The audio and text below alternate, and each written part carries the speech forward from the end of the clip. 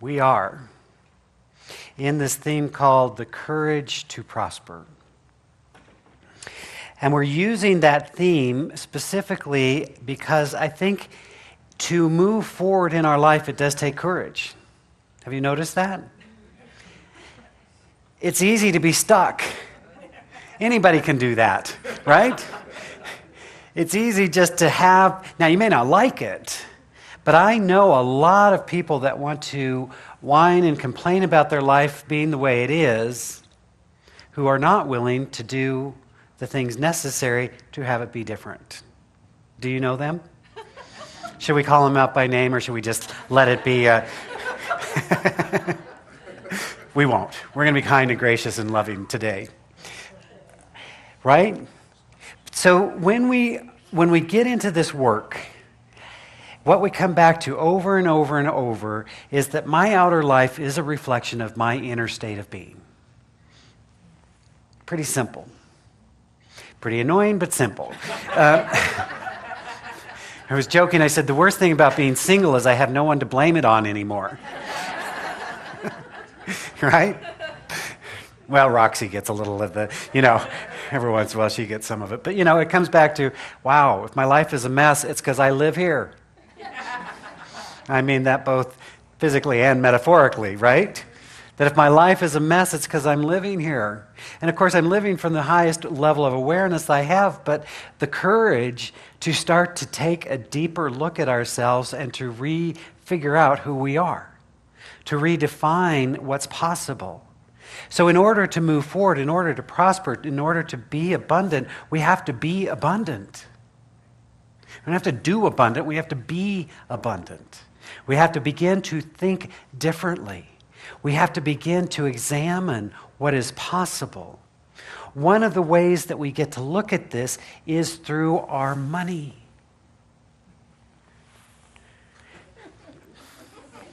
Everybody's, breathe, it's okay. I'm just going to talk about your money for a little bit. Don't freak out on me. We're going to be okay, right? But actually, I really like to talk about money because it's a great indicator of what's happening in our life. It's not who we are, but it's a wonderful thing to look at how we show up with our money, with our financial life. Because perhaps more than any other issue in our lives, money is the thing that seems to trigger stuff for us.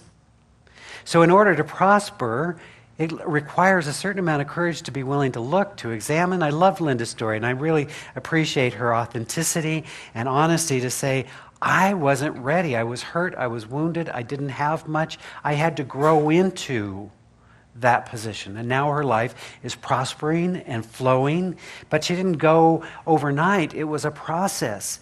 We are a group that is about the process. Have you noticed? Other than myself, no one else is perfected yet. Yeah, well, okay. Not buying it. I can tell. Not gonna buy that one. Okay. It's too bad because I had a bridge that I could get a great deal for you on. So in looking at this, money is just one of the ways that we show up in life, but more so than anything else, I think people really get confused about their money. In fact, some of the things we say is, what is your net worth? What are we talking about? Are we talking about people's financial situation, or are we talking about who they are? Those things can get confused. So we want to begin to look at that a little bit differently today. Today I want to look at defining value and worth. How do you define your value and worth? So one of the ways people confuse themselves is they think it has to do with their financial life. So I've been reading a wonderful book. Susie Orman, who I adore, has a book called The Laws of Money. My friend Mary reminded me that next to the diet section in the bookstore is the money section, and then there's about 3 inches for everything else that it matters in the world, right? So that tells me we're all dealing with health and wealth and well-being and all that sort of thing. So I love Susie Orman because what Susie Orman has done so brilliantly is not only share with us good financial information, but she also is helping us to understand that the decisions we make are not logical decisions. The decisions that we make are emotional decisions. Those of you in sales can tell us that they will say that people make emotional decisions and then try and logically justify it, right? They fall in love with a house and then they figure out why it makes sense for them, right? So in looking at this whole process, she helps us to understand these laws of life. And they're very simply, they are that one, truth creates money, lies destroy it. Now think about this for a moment. We won't go deeply into this. But truth about your money sets you free. Lies around it creates chaos and havoc. If you've ever been in relationship with a partner who handled money differently from you, which is everybody, right? And it wasn't upfront and honest, it creates problems, doesn't it? Do you know that the number one leading cause of divorce in our wonderful country has to do with money? So it's a conversation we need to learn to have differently. So she says, truth creates money, lies destroy it. Then she says, look at what you have, not at what you had. Now, for some of us that went through 2008, 2009, and that whole turnaround that happened, some of us have less in terms of assets than we had before. I always like to share that I managed to get into the real estate market just in time to ride it over the cliff. Yes, thank you. Right?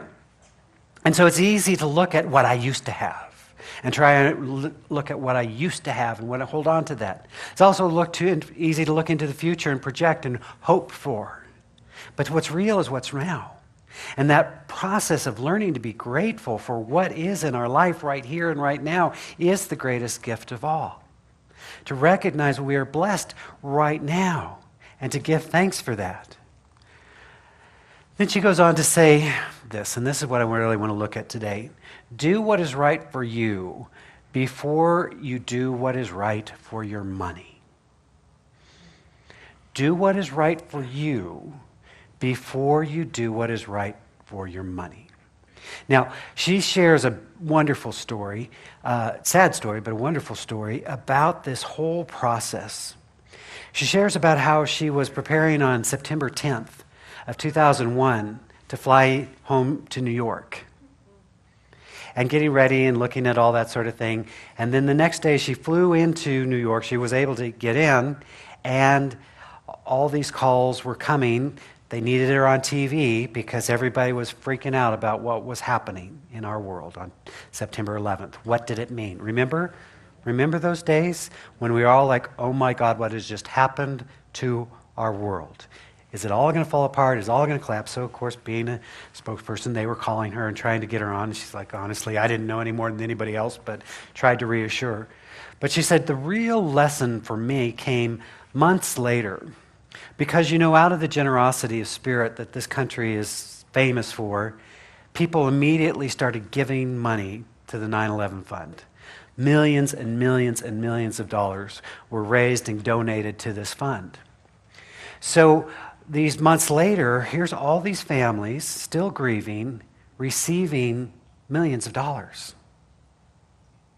And she said she was called to come speak to these groups, these 9/11 families, and she said it was heartbreaking. Because here are these people who on September 10th of 2001 had mortgages that they were struggling over, had credit card debt that they were struggling over. Many of the cops worked 2 jobs, as many cops do, to make enough money to make it all work. They had this whole financial situation. They lost the dearest love of their life, and now they have all this money. How do you feel? Guilty? Confused? Hurt? And every one of them said, I would give all of this away for one more day with my beloved, right? So into that mix, she was invited to help sort it out. And so she said, this is this thing because people could have done all kinds of crazy things. Some did. She said one gal walked around with these checks that she'd received crumpled up in her purse. She couldn't even deal with it, right? Because of that mixture of pain and grief and suffering and abundance that all flowed at once, and it was like, oh my God, what do I do? So she helped them, and she says, essentially what I invited them to do was take their money, pay off everything they owned. They had a mortgage, pay it off, car loan, whatever, pay off everything they owned, and put the money in a safe investment, and don't do anything until you get through this process, till you get through or far enough along in the grieving process, which we all know is a year minimum, that then you can make decisions. Do what is right for you before you do what is right for your money. You see, it is true that many of us make all kinds of decisions, not based on logic, but based on other forces. And so when we're in pain, when we're in suffering, when we're not clear on who we are, sometimes we make decisions about money, about things, because we think that we can buy something internal. We think that we can buy the thing that fills the gap. Her fourth rule is invest in the known before the unknown, which makes sense. Sometimes people want to come to us with this ground floor, cutting edge opportunity, which you know nothing about, but surely you're lucky to get in on it, right? She's saying, why don't you work with what you know and, expand gently as you go along. But the last thing she says is money has no power of its own. And I could spend quite a bit of time, I won't, but I could. If asked, I would, but just I won't. There it is, that was close enough. Well, I got one, now we're good. No, I'm not going to do that. We have things to do today. But realize money has no power of its own. You see, this is the mistake we make. We think that if we had more money, we would be more powerful in the world, or more secure, or more free. And when we begin to understand that there is an inner state of being in which we can live and move and have our expression, when we get that right, then money simply is but a tool for us to be who we are. Susie says, money is definitely a vital force in your life, but it is not your life force. It is not your life force. Where many people tend to go wrong is that they think money will make them powerful. She says money is never a permanent solution to any problem. Hear that. Now, I'm not saying you don't need money. We do. If you're going to live here, you got to have some money. Unless you're one of those rare individuals who's figured out how to live a monastic life, and then the money's already there in order for you to do that.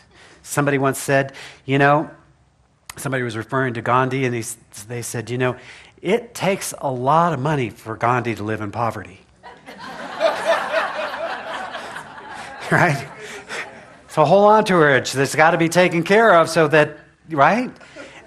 Takes a lot of money to support spiritual organizations. I know this is shocking news to you. Even with my good karma and consciousness, they still want us to pay our electric bill. Short-sighted, I agree, but it's true. So she says, many people define their self-worth by how much money they have. We call it net worth. But it's who you give your... It's how you give your money its energy, its force, and its direction. You give it potential. You give it life. You give it meaning. When you do, your actions with money enable you to keep what you have and create what you deserve in your life. You see, when we get that, it's just the tool, and I bring to the tool the consciousness. Sometimes we think that, if I only had a hammer, then I could beat myself even more mercilessly than I do now with just my shoe, right? I mean, it's like you're going to keep doing what you do no matter what the tool is. So it is about realizing that we bring our force, we bring our energy, we bring our decisions, and until we get the right relationship with the divine, when we understand who we are, that we are in truth living from the inside out, from the Spirit into form, then no amount of manipulating form will ever get the Spirit to be right. This is why I will never, ever, ever manipulate you into tithing. It's been done. But I will teach forever the principle of the joy of tithing.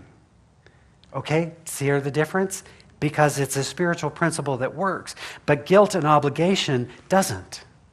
So when we begin to understand who we are, when we begin to live from that consciousness, from that awareness, from that understanding, we begin to understand what the Master was speaking of. I love the Gospel of Thomas. And in the Gospel of Thomas, Gnostic Gospel, in case you were like, I don't remember that one. It's a Gnostic Gospel. Didn't make it into the big book.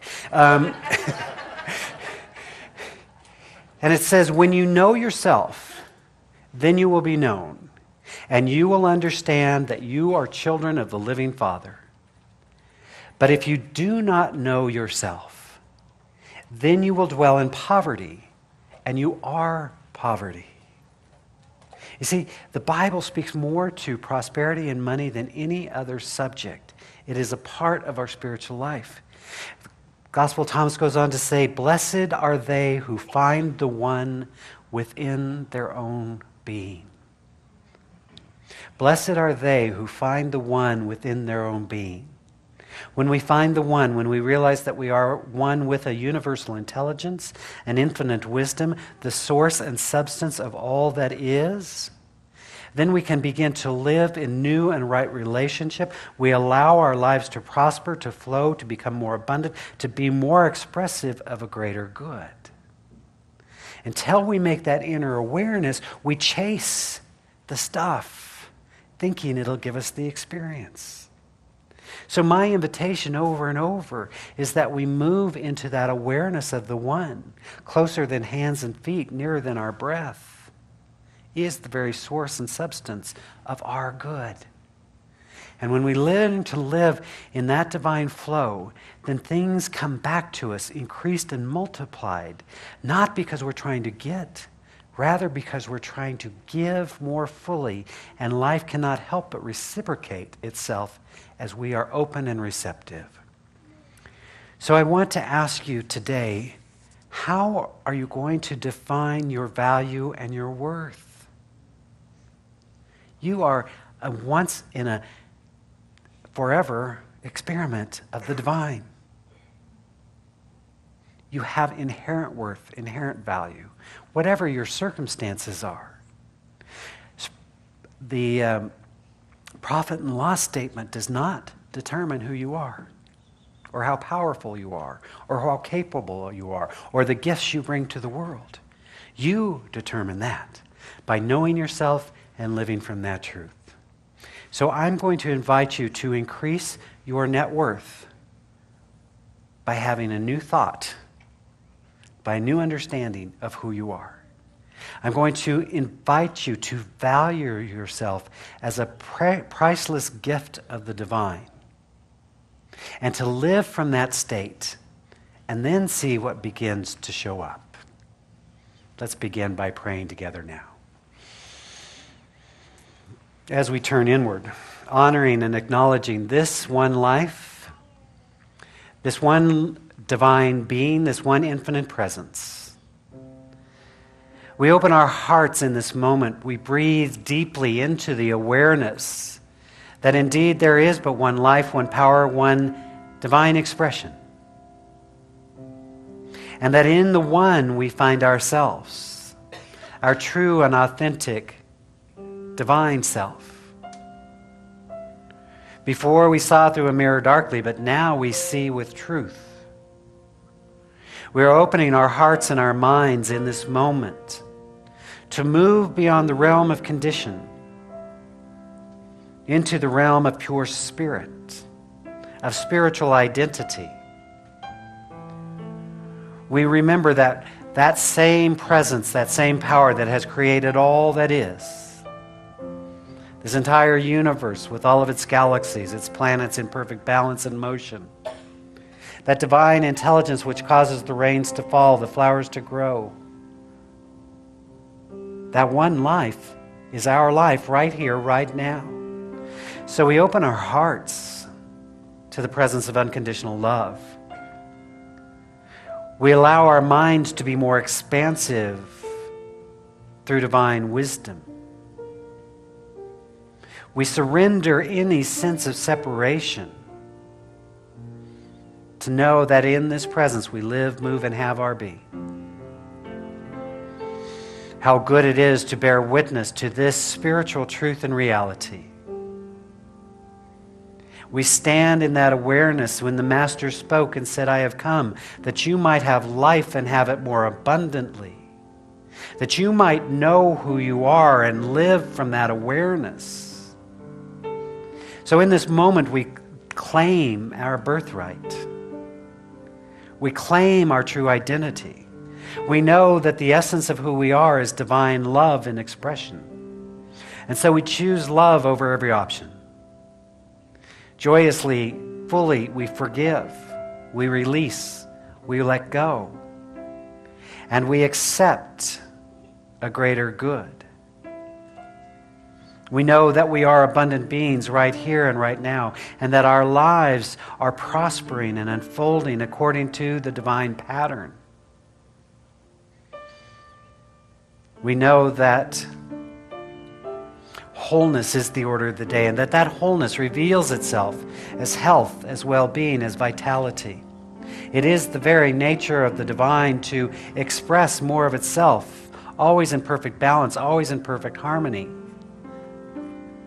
And so we make wise and powerful choices that allow the wholeness that we are, the love that we are, the abundance that we are, to be expressed and to be fulfilled.